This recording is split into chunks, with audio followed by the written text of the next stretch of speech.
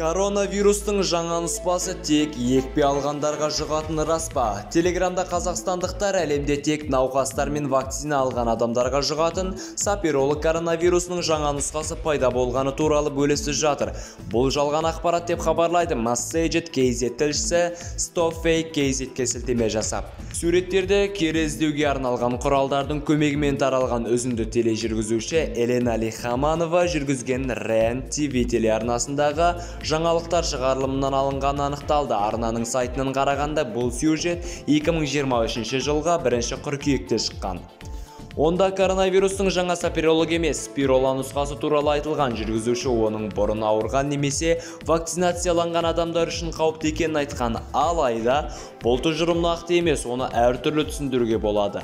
Йель университетінің мәліметі бойынша спирола нұсқасы вакцинацияланғандарға да, бұрын ауырғандарға да жұғуы мүмкін. Мутацияның салдарынан ол адамдарға жұққанда иммунитет патогенті бұрыннан белгілі қауіп ретінде танымайды, сондықтан онымен күреспейді. Яғни спирола нұсқасы вакцинацияланбаған немесе бұрын ауырмаған адамдарға жұқпайды деген сөз емес. Бұл ол адамдар үшін де қауіпті.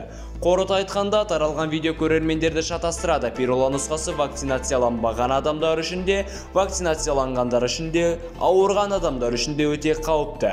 YouTube каналымызға жазылып, ең қызықты ақпараттардан бірінші болып хабар табыңыз.